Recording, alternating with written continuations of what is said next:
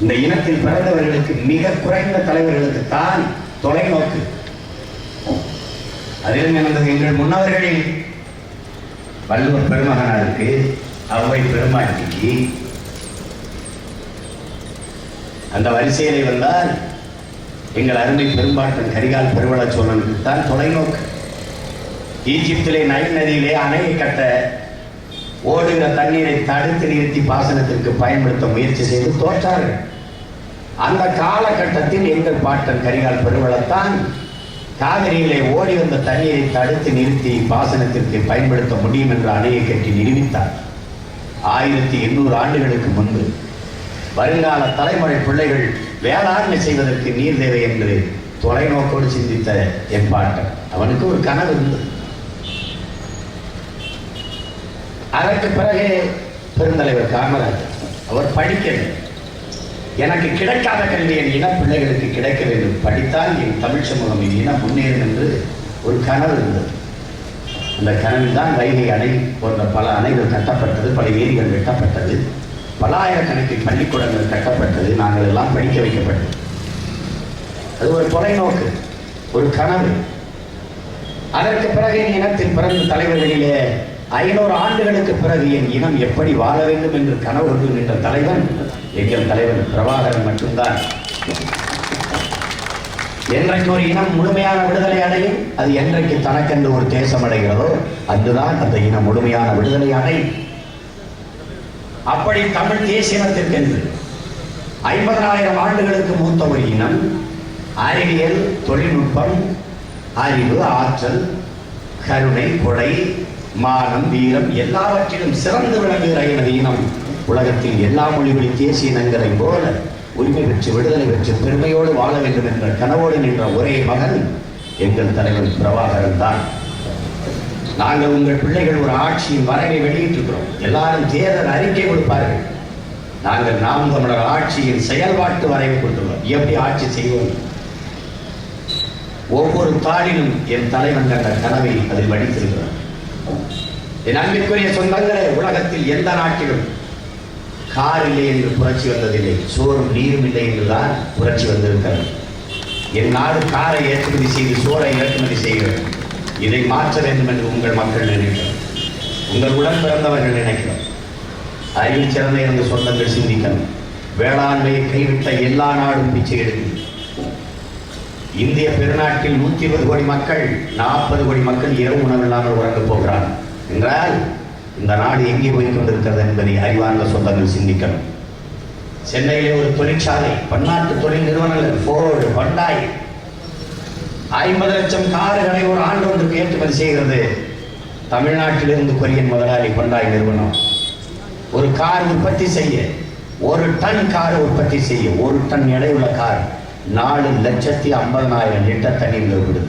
என் நிலத்தடி நீரை உறிஞ்சுகிறாங்க. ஒரு கார் 3 டன் எடையுள்ள கார் வரை உற்பத்தி செய்கிறாங்க என்றால் எவ்வளவு தண்ணீர் வீணாகிறது. என் தாய் நிலத்தின் மாறிலிருந்து தண்ணீரை உறிஞ்சி குடிக்கிறார்கள் என்பதை நீங்கள் கற்பனை செய்து கொள்ள வேண்டும்.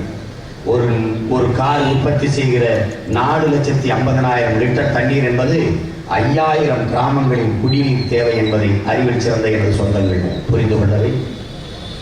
50 லட்சம் கார் என்றால் 25 லட்சம் கோடி லிட்டர் தண்ணீர்களை ஆண்டோருக்கு காரியம். நான் வெறும் 400 டிஎம்சிக்கு தான் கர்நாடகா, கேரளாவில் கையேந்தி நிற்கிறேன். அவன் 803 டிஎம்சிக்கு மேலே சாப்பிட்டு போறான்.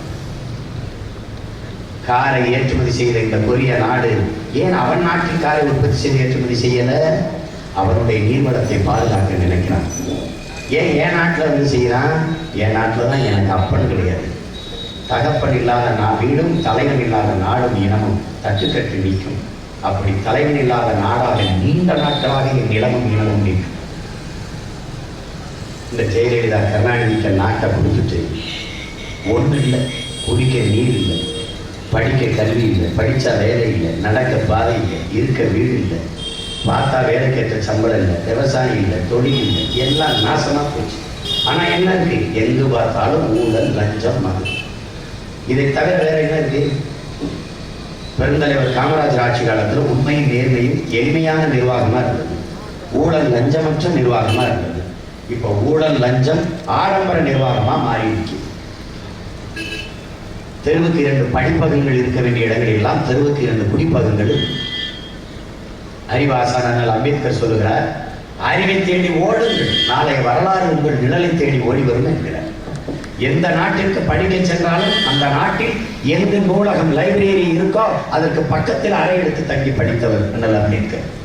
ஒரு நூலகம் திறப்பதற்கு முன்பு போய் வாசலிலே காத்திருந்து அந்த நூலகத்துக்காரர் அந்த லைப்ரரியை வந்து திறந்தவன உட்கார்ந்து படித்தவர்.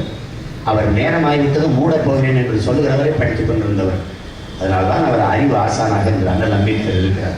ஒரு தேசத்தின் இளைஞர்கள் அறிவு பசி கொண்டு அடையக்கூடாது என்பதற்காக வயிற்று பசி என்றைக்கும் தமிழர்களுக்கு இருக்கணும். அப்பத்தான் கையேந்துவான், பிச்சை போடலாம். அறிவு பசி கொண்டு அடையக்கூடாது, அவன் மூளையை சாராயத்தில் உறவித்துக் கொண்டே இருக்க வேண்டும் என்றுதான் படிப்பகங்கள் இருக்க வேண்டிய இடங்களில் எல்லாம் என் அன்பு சொந்தங்களே தெருவுக்கு 2 குடிப்பகங்கள் இருக்கிறது. இந்த மூளை 24 மணி நேரம் சாராயத்திலே ஊறிக்கொண்டிருக்கிறது. ஏன்?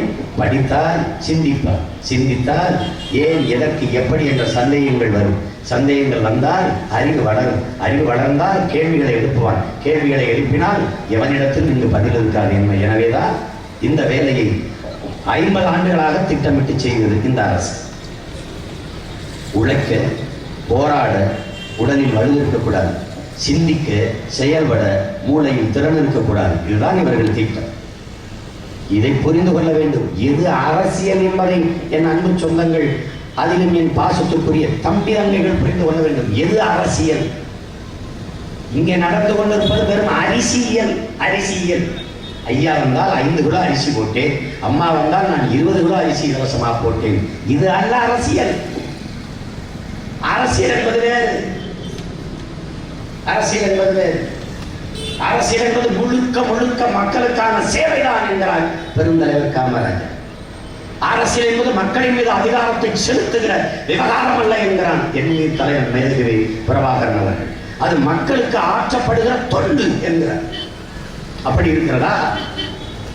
அப்படிப்பட்ட அரசியல் நவீனத்தில் இருக்கிறதா? உலகில் பல்வேறு தேசிய இனங்கள் தங்கள் உரிமையை மீட்க அரசியல் செய்தார்கள்.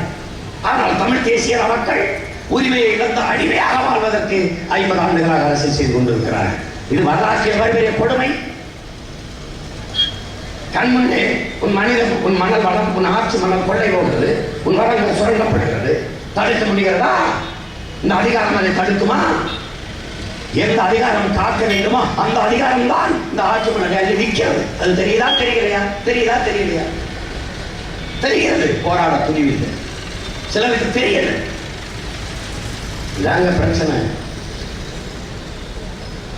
எந்த அதிகாரம் காக்கணுமோ அந்த அதிகாரமே அள்ளி நிற்கும். கேரளாவில் ஆட்சி மணலை அள்ளக்கூடாது தடை, கர்நாடகாவில் ஆட்சி மணலை அள்ளக்கூடாது தடை, ஆந்திராவில் ஆட்சி மணலை அள்ள முடியாது தடை. ஏன்? அந்த மண்ணின் மகனே அந்த மண்ணை ஆள்றான். ஆனா இங்க எவன் ஆட்சி மணலை அள்ளக்கூடாது என்று போராடுகிறானோ அவனை தடியால் அடைத்து சிறையில் அடை. இதான் இங்க இருக்கிற சட்டம். அங்கெல்லாம் கடை. பாலாற்று மணல் கிடைக்கும், தாமிரபரணி ஆற்று மணல் கிடைக்கும், பாலாற்று மணல் கிடைக்கும், தாமிரபரணி ஆற்று மணல் கிடைக்கும். எழுதிக்கிறார். இது கேட்டா மண்ணு தானேங்க. மண்ணா? நம் தேசம், நம் தேசம். இதை களவு கொடுத்துட்டு நாவெல்லாம் எங்கள் செல்வன் கொள்ளை போகிறோம், நாங்கள் இங்கு சாகவோ அழுது கொண்டு நிற்போமோ, ஆண் பிள்ளைகள் அல்லவோ என்று நமது பாரதி பெரும்புலவன் பாரதி வாழ்றோம். அதான் நம்ம அழுது கொண்டுதான் நிற்கிறோம். ஒரு லாரியில 2000 லிட்டர் தண்ணீர் போகுது. எதை பற்றியும் கவலை இல்லை. லட்சக்கணக்கான நிலத்தடி நீர் உறிஞ்சி கொள்ளை போகுது. கண்ணுக்கு தெரியாது. ஒரு டீ இவ்வளவுதான் கவலை இல்லை. 96 லிட்டர் தண்ணீரை குடிச்சிட்டு வருது இந்த தேயிலை. 96 லிட்டர் கழி வருது. அதை பற்றி கவலை இல்லை. தாமிரபரணி இந்த கொக்கோலா அமெரிக்கன் நிறுவனம் லட்சக்கணக்கான கோடி லிட்டர் தண்ணீரை உறிஞ்சி கொண்டு வரும். எதிர்கால தலைமுறைக்கு என்ன இருக்கும்? என் தாத்தன் பாட்டனை ஏரியில தண்ணி குடிச்சான், ஆறுல தண்ணி குடிச்சான், எங்க அப்பன் குழாயில குடிச்சான். நாங்க அவன் பிள்ளைகள் போத்தனை குடிக்கிறோம். எங்களுக்கு பின்னாடி வர பிள்ளைகள் எதில் தண்ணியை குடிக்கிறோம்?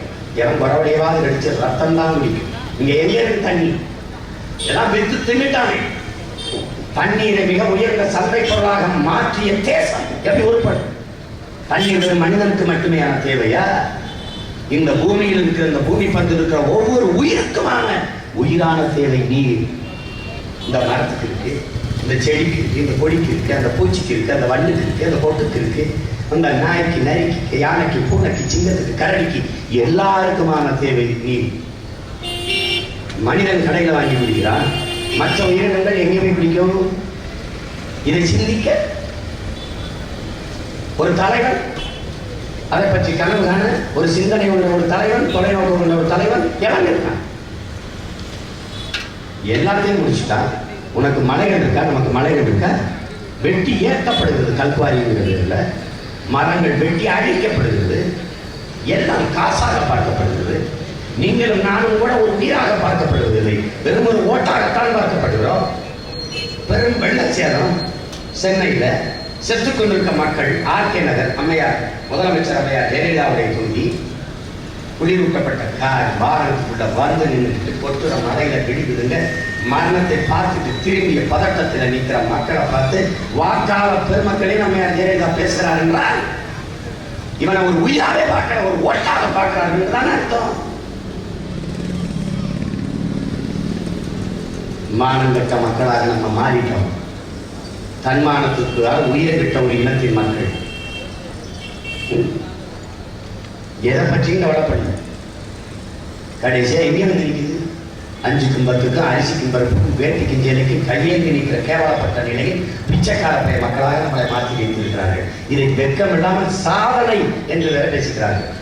அறிவாண்மையின் சொந்தங்கள்கிட்ட கேட்கிறேன், இந்த 50 ஆண்டுகள்ல சலுகை, போனஸ், மானியம், இலவசம், நிவாரணம், இதை தவிர வேற ஏதாவது 50 ஆண்டுகள திட்டங்கள் இருந்ததால் யாராவது ஒருவர் என்று சொல்லலாம். சலுகை, போனஸ், நிவாரணம், மானியம், இலவசம். அயோக்கியப்ப இதை கொடுத்து கொடுத்து நான் தான் சலுகை கொடுத்தேன், நான் தான் போனஸ் கொடுத்தேன், நான் தான் மானியம் கொடுத்தேன், நான் தான் இலவசம் கொடுத்தேன், நான் தான் நிவாரணம் கொடுத்தேன். இதுதான். வேற என்ன திட்டம் இருக்கு? என்ன திட்டம் இருக்கு? நான் தான் 50 ஏரியை வெட்டினேன், நான் தான் ஆயிரக்கணக்கான குளத்தை வெட்டினேன், நான் தான் ஆயிரக்கணக்கான கண்மாயை வெட்டினேன். யாராவது சொல்ல முடியுமா? நான் தான் ஒவ்வொரு 10 கிலோமீட்டர் கடையில் ஒவ்வொரு ஆற்றிலையும் தடுப்பணை கட்டினேன். ஒரு தலைவன் இந்த திராவிட ஆட்சியில சொல்ல பார்ப்போம். பெருந்தலைவர் காமராஜர் கட்டிய அணை வைகை அணை 20 வருஷமா தூர்வாரப்படல. 20 ஆண்டுகளா? 2 கட்சியில் தான் மாறி மாறி ஆளுக்கு 20 ஆண்டுகளா? வண்டல் மண் படிஞ்சு நிற்குது. ஏன் தூர்வாரப்படல? உள்ளே கிடக்குது வண்டல் மண். ஆத்து மணல் போல காசாகிறதா இருந்தா இந்நேரம் யாரும் கேட்க மாட்டி வச்சிருப்பான். ஆனா வண்டல் மண் அண்ணனும் அண்ணா வண்டல் மண் காசாகாது. ஆனால் அதுபோல உலகத்தில் இது உரமாகாது. அந்த வண்டல் மண்ணை வேளாண் பெருங்குடி மக்களே நீங்களே அள்ளிக்கிறதுன்னு சொன்னா கூட அள்ளிக்குட்டி நடத்த கொண்டிருப்பாங்க. அதை தூர்வாரிவிட்டால் 6 மாவட்டத்துக்கான குடிநீர் தேவைக்கும் பாசன வசதிக்குமாக அந்த அணை, இந்த வைகை நின்று அந்த அணை இன்னைக்கு வரைக்கும் தூர்வாரப்படுறது. கடலூர்ல நான் நிற்கிற தொகுதியில நம்ம பார்த்த பராந்தக சோழன் வெட்டின ஏரி 15 கிலோமீட்டர் கட்டிட்டான். 15 கிலோமீட்டருக்கு 1000 ஆண்டுகளா தூர்வாரப்படுறது. 5 அடி தான் இருக்கு அணை. அந்த ஏரி மூட போகுது, 5 அடி தான் இருக்கு. அதுக்குள்ள அதிகாரத்தை கொடுத்து எங்களையாவது தூர்வார விடுங்க. இந்த 5 அடியும் மூடி ஏரி எங்க இருந்துச்சுன்னு தெரியாத அளவுக்கு ஆக்கிவாங்க. என் பாட்டன் 15 கிலோமீட்டர் கட்டினான் பராந்தக சோழன்னா. ஏன்? அவன் மண்ணை ஆண்டான். அந்த மண்ணின் மக்களின் வாழ்க்கை மீது அவனுக்கு அக்கறை இருக்கு. அறிவார்ந்த என்று சொந்தங்கள் சிந்திச்சு பார்க்கணும். நம்மை போல மாண்பு கொண்டு வாழ்ந்த இனம் உலக வரலாற்றில் கிடையாது. அறத்தின் வழிகளில் ஆட்சி செய்த மரபர்களின் பிள்ளைகள் நான். எந்த நாட்டிலையும் மன்னன் கொடைவளலா இருந்ததில்லை. நம்ம இனத்துலதான் நமது பாட்டனும் முப்பாட்டனும் இருந்தா. பாரி, ஓரி, காரி, வேகன், ஆய், கல்லி, அதிகமானு 7 வள்ளல்கள். 7 வள்ளலும் மன்னன். 7 வள்ளல்களும் மன்னன். அதுல வேகன் வந்து மயிலுக்கு போறவை போத்துறான். அது வந்து என்ன தெரியுது? அவன் உயிர் நேயம். அந்த மயிலையே அப்படி நேசிக்கிறான். ஒரு மயிலே வாடுதுன்னு போர்வை போத்தவன் தன் நாட்டு மக்களை எப்படி நேசிச்சு ஆட்சி செஞ்சிருப்பாங்கிறத நீங்க சிந்திச்சு பார்க்கணும். முல்லைக்கு தேர விட்டுட்டு போறான் என் பாட்டன். ஒரு முல்லை கொடி மேல் அக்கறை கொண்டு தேர விட்டு போனவன் தன் நாட்டு குடிகள் மீது எவ்வளவு அக்கறை கொண்டு ஆட்சி செஞ்சிருப்பான்னு கற்பனை செஞ்சு பார்க்கணும். அறத்தின் வழி நின்று ஆட்சி செய்த மரபர்கள். இன்னைக்கு அப்படியா? எங்க அப்பத்தா பூம்புகார்ந்த சோழ நாட்டில் பிறந்து வாண்டிய நாட்டில் இறந்து சேர நாட்டில் தெய்வமாயி காப்பிய நாகியா நிற்கிற நம்ம முப்பாத்தால் கண்ணகி பெருமாட்டி கோவலன் கொல்லப்பட்ட பிறகு பாண்டிய நெடுஞ்செழியன் பாட்டன் அவையில போய் காய்ச்சும் போது கத்தி கதறி நீதி கேட்கிறார். மன்னனுடைய அரசவையிலே போய் ஒற்றை மனிதி பேசலாம். ஒற்றை மனுஷி, நீ கல்ல என் புருஷனா கல்ல, நீ தவறா நீ சொல்லி என் புருஷனை கொண்டுட்டாங்க கேட்கிறார். மரத்தை வீழ்த்தி அறத்தை காத்த மான மரத்தி ஒற்றை மனுஷியா. நீ நினைச்சு பார், மக்கள் மன்னராட்சி காலம் பாண்டிய நெடுஞ்செழியன் பாட்டை நம் பார்த்த ஆட்சி. மன்னராட்சி காலத்திலே மாண்புமிக்க ஜனநாயகத்தை காத்த நமது பாட்டை. ஒரு மனுஷி மன்னனுக்கு முன்னாடி நீதி கேட்டு பெற முடியும். அதுதான் ஜனநாயகம். மக்களாட்சி காலம். ஜெயலலிதா ஆட்சி எதிர்கட்சி தலைவை எந்திரிச்சு பேச முடியாது. எவ்வளவு பெரிய மாண்பு நம்ம பாட்டை கடைபிடிச்சிருக்கான். மக்களாட்சி காலத்துல கொடிய சர்வாதிகார மன்னராட்சி நடக்குது. எதிர்கட்சி தலைவர் எந்திரிச்சு பேச முடியாது. எல்லா கட்சி உறுப்பினரும் போன விதத்துல திருப்பி வரான். பத்திரிகைகிட்ட நாங்க பேசணும் கேட்கல, அப்புறம் இடையில வெளிநாடு செஞ்சு வந்துட்டோம். இதுதான் 5 ஆண்டுகள் நடந்தது. அறத்தின் வழி நின்றவர்கள் புரிந்து கொள்ளணும். அப்படிப்பட்ட ஆட்சி நடக்குதா? குடிதழி கோரோச்சு மாநில மன்னன் அடிதொழி நிற்கும் உலகு என்று நமது மறை போதிக்குது. உலகத்துல எந்த மறையும் இப்படி போதிக்கல. ஆட்சி எப்படி செய்யணும்ன்றான். பெற்ற தாய் தன் பிள்ளைக்கு எப்படி குறிப்பறிந்து சேவை செய்வார். எந்த நேரம் பசிக்கும் என்று பாடுவார், எந்த நேரம் பிள்ளைக்கு உறக்க வரும் என்று தொட்டிலை போட்டு தாளாட்டுவார். அந்த தாய் ஓர குறிப்பறிந்து குடிகளுக்கு தன் நாட்டு மக்களுக்கு சேவை செய்கிற அரசை உலகம் தொழுது நிற்கும் என்று நமது மறை போதிக்கிறது. வள்ளுவ பெருமகனார் பாடுகிறார். அப்படி ஒரு ஆட்சி நடக்குதா? ஜெயலலிதா அம்மையார் சொல்றாங்க, நாங்கள் திரும்ப சொல்றோம், ஒரு தாய்க்குத்தான் பிள்ளைக்கு அதை கொடுக்க வேண்டும், தடுக்க வேண்டும் என்று தெரியும். எனவே தாய் போல நாம் தமிழர் ஆட்சி இருக்கும் என்று நாங்கள் சொல்றோம். இதை கேட்டுட்டு அந்த அம்மா தாய் போல ஆட்சி செய்வீர் என்று சொல்றேன். எங்க அம்மா குளிச்சுட்டு சாப்பிடவான்னு சொல்லியிருக்கு. குடிச்சிட்டு சாப்பிடவான்னு இந்த அம்மா சொல்லுங்க. இந்த அம்மா தான் தெருவுக்கு தெரு கடை வச்சுட்டு குடிச்சிட்டு வாங்க. இது தாயாட்சியா பேயாட்சியா? எந்த அம்மா தெருவுக்கு 2 சாராய கடை வச்சு தருந்து குடிக்க வைக்குது? அதுல எந்த அம்மா சாராய கடையை சொந்தமா வச்சுக்காச்சு? படிச்சவங்க உலக நாட்டு நடப்பெல்லாம் பார்க்குறீங்க. இந்தியாவில் எல்லா மாநிலம், எந்த மாநில முதலமைச்சராவது சாராய ஆளை வச்சுக்கன்னா? உம்மன் சாண்டி, அச்சுதானந்தர், ஏ.கே. ஆண்டனி, பீகாரில் நிதிஷ்குமார், எங்கே கர்நாடகாவில் சீதாராமையா, ஆந்திராவில் சந்திரபாபு நாயுடு சாராய தொழிற்சாலை வச்சு சாராயம் காய்ச்சி அடிக்கிறான். ஒரு நாள் சாராய ஆளை வச்சு கண்டு முதலமைச்சர் பதவியில் இருந்துட முடியுமா? 6 நாள், 1 மணி நேரம், 1/2 மணி நேரம் அந்த பதவியில் ஏற்பட்டுவான அந்த மக்கள், அங்கே இருக்கிற பத்திரிகைகள், அங்கே இருக்கிற எதிர்கட்சிகள்.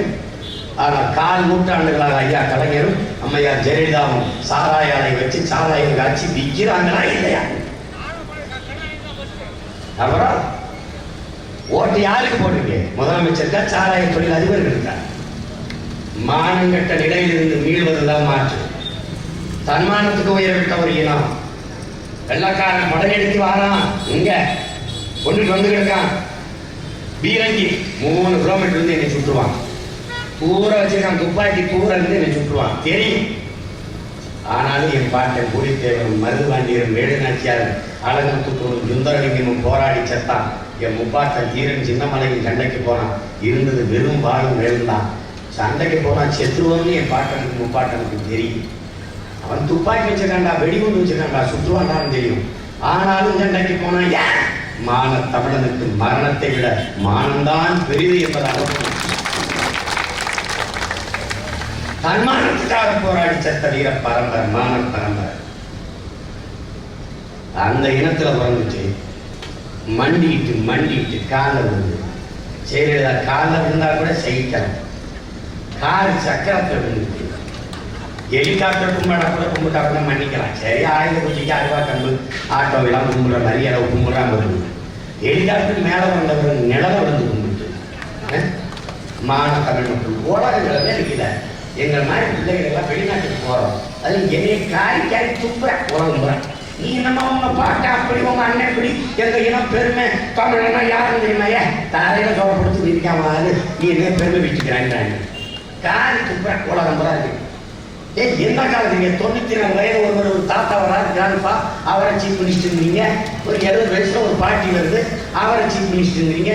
எல்லாம் உங்க நாட்டில் எவருமே படிக்கிற இடம், அறிவே இல்லையாடாங்க. பதில் என்ன சொல்வீங்க? உலகம் பூரா இருக்கான் என் பிள்ளை, 130 நாட்டில் இருக்கான். அறிவு தளத்துல அத்தனையும் தமிழ் பிள்ளைங்க தான் வெட்டப்பட்டு சாகிறேன்.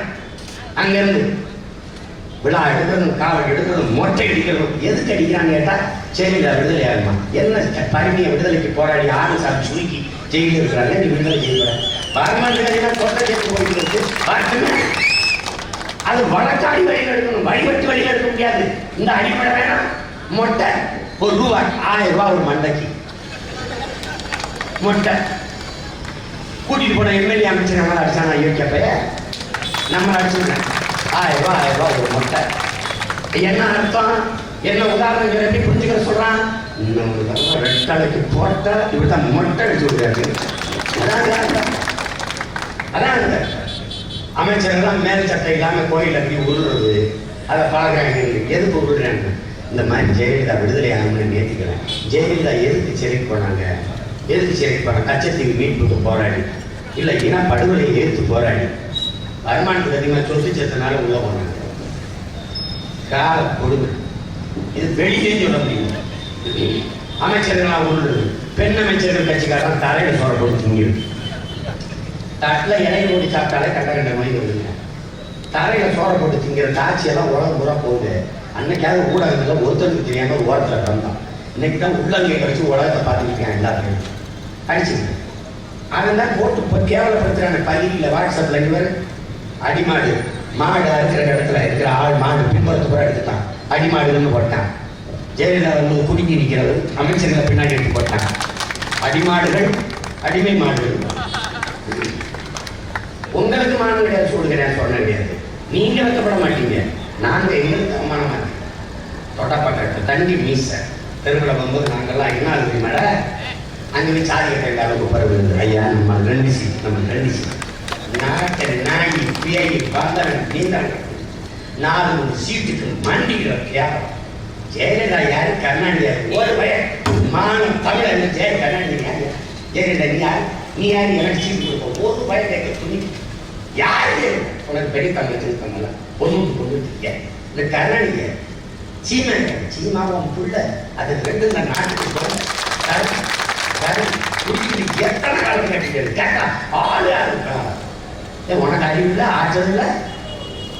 கடல் பல கடந்து படைபட நடத்தி உலகத்தின் 3வது பெரிய பல அரசியலிலே ஆட்சி செய்த அருண்மொழி சோழன் அரசேந்திர சோழனுடைய வாரிசுகள் இந்த துக்கடம் தமிழ்நாட்டால் துப்புள்ள நமக்கு முடியாது. மறுபடியும் ஜெயித்தார். என்னத்தை கண்ட போற? 50 ஆண்டுகளை புடுங்காத ஆணியை கொண்டு கொடுக்க போறாங்களா?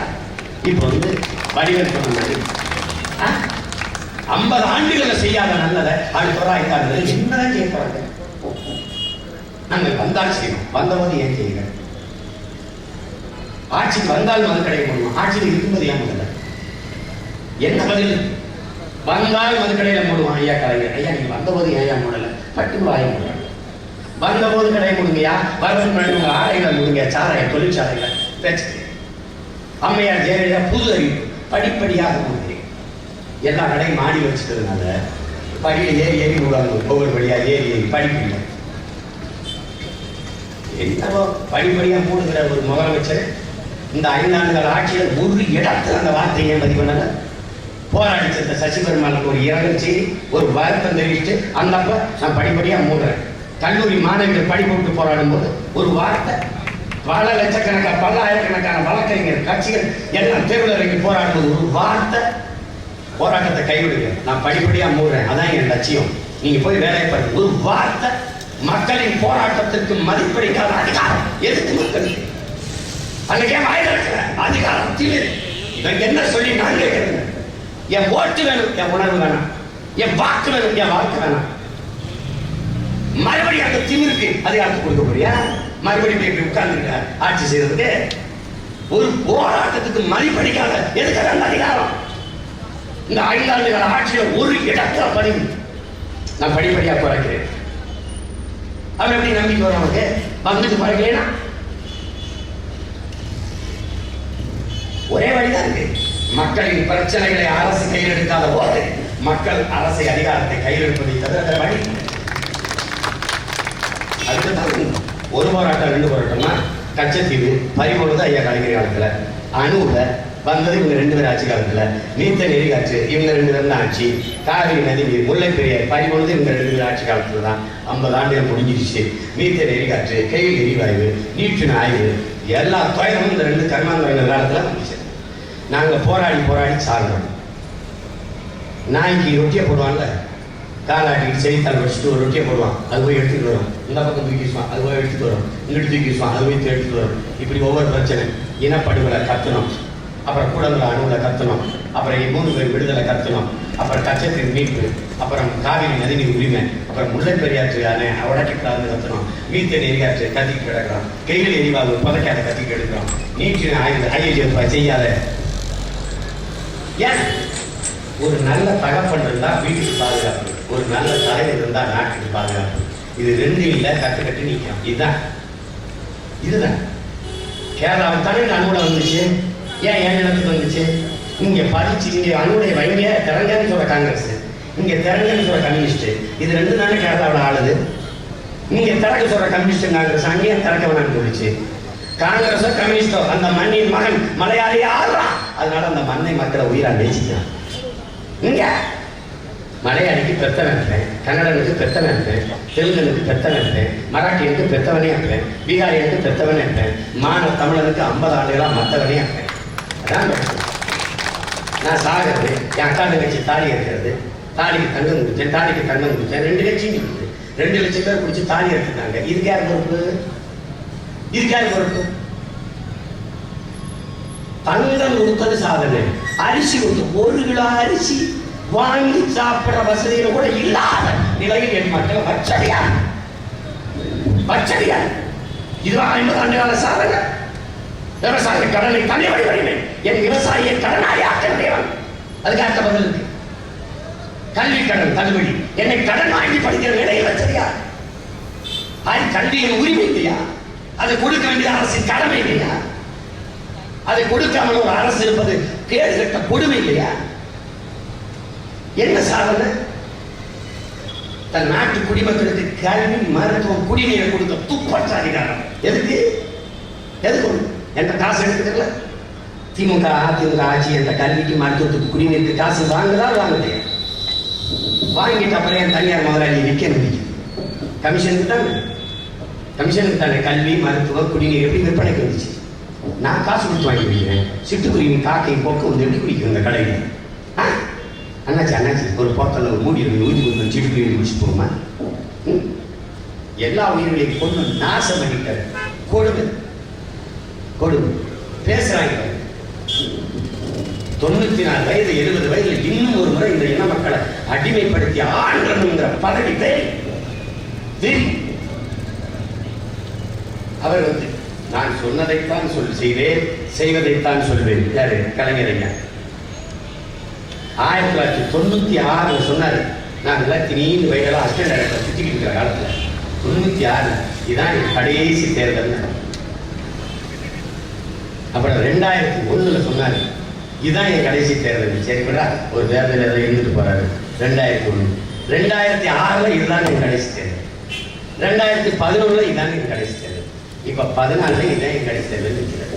இத்தனை தடவை சொல்லியிருக்கிறாரு. எங்க சொன்னதை செஞ்சிருக்கிறாரு? ஒரு தடவை சொல்லலாம் தவறலாம், 2 தடவை சொல்லலாம் தவறலாம், 5 தடவை. இந்த அம்மா நான் சொன்னதெல்லாம் செஞ்சுட்டேன். யாரு? அம்மையார் ஜெயலலிதா. சொன்னதெல்லாம் செஞ்சுட்டீங்களா? ஜெயிலுக்கு போறேன்னு எங்களுக்கு சொல்லவில்லையே, ஏன் செஞ்சீங்க?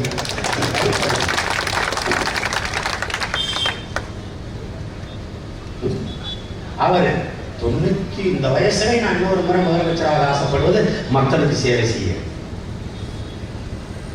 அவர் செய்ய வேண்டிய ஒரே சேவை தான். பேசாம அமைதியா வீட்டில் இருக்கிறதா இந்த நாட்டுக்கு மக்களுக்கு சிறந்த சேவை. இதை விட சேவை செய்யவே முடியாது. இங்க இந்த எனக்கு எதன் மீதும் பற்று கிடையாது. நான் ஒரு தவ வாழ்க்கையை வாழ்கிறேன். 1000 ஏக்கர்ல உடனாட்டு ஒரு எஸ்டேட் வச்சுட்டு நான் ஒரு தவ வாழ்க்கையை வாழ்ந்து கொண்டிருக்கேன். எனக்கு எதன் மீதும் பற்று கிடையாது. எனக்கு எந்த தனிப்பட்ட வாழ்க்கை கிடையாது. எதன் மீதும் பற்று கிடையாது. ஒரு 100 ஏக்கர்ல சின்னதா சிறுதாவில் ஒரு பங்களா, அவ்வளோ. எனக்கு எதன் மீதும் பற்று கிடையாது. எனக்கு நான் ஒரு தவ வாழ்க்கையை வாழ்கிறேன். எதன் மீதும் பற்று கிடையாது. இந்த முதலமைச்சர் பதவி மேல மட்டும்தான் கொஞ்சம் பற்று, வேற எதன் மீதும் பற்று கிடையாது. அந்தம்மா இவர் ஐயா வந்துட்டார். ஈழ போர் நடந்து செத்து கிடந்தாங்க. எப்படியாவது தலையிட்டு இந்த போற நிப்பாட்டுங்க. ஒன்றுத்துக்கு உதவாத இந்த முதலமைச்சர் பதவி வச்சுக்கிட்டு நான் என்ன செய்ய முடியும்? ஐயா தான் மகாத்மா, நம்ம ஐயா தான் சொல்லணும். ஒன்றுத்துக்கு உதவாத பதவிக்கு 94 வயது அவருக்குள்ள 2 பொண்டாட்டி பேத்தி எல்லாம் உடைக்குது. ஒன்றுத்துக்கு உதவாத பதவிக்கு இன்னும் ஒரு முறை இந்த வயசுல 6வது முறை இந்த மண்ணை ஆளுநருக்கு ஒன்றுத்துக்கு உதவாத இந்த முதலமைச்சர் பதவிக்கு. எப்படிப்பட்ட பசப்பு வார்த்தைகள், சந்தர்ப்ப வாதங்கள் என்பதை அறிவார்ந்த மக்கள் புரிந்து கொள்ளும். இன்னைக்கு 10,000 கோடி செலவழிச்சு ஏரிகளை தூர்வாருவார்கள். அறிக்கை கொடுத்தாரு. 10,000 கோடிக்கு தூர்வாருங்களா? 10,000 கோடியே வருகிறா? என்ன நடக்கும்? ஒரே கேள்வி, அதுக்கு பதில் சொல்லணும். 10,000 கோடி செலவழிச்சு தூர்வாருகிற அளவுக்கு என் ஏரியை தூத்து போட்டது யார்? பதில சொல்லிட்டு மறுபடியும் பேசுது.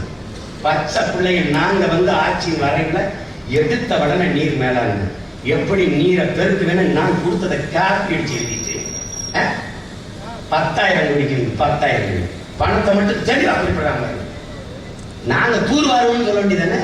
10,000 கோடிக்கு வருவோம். கால கொடுமை. அறிவார்ந்த எனது சொந்தங்கள் ஆழ்ந்து தெளிந்து சிந்தித்து பார்த்து தேர்தலில் வாக்கு செலுத்துகிறார். ரெட்டலைக்கு போட்டு மறுபடியும் பல அடிமைகளை உருவாக்க போறோமா?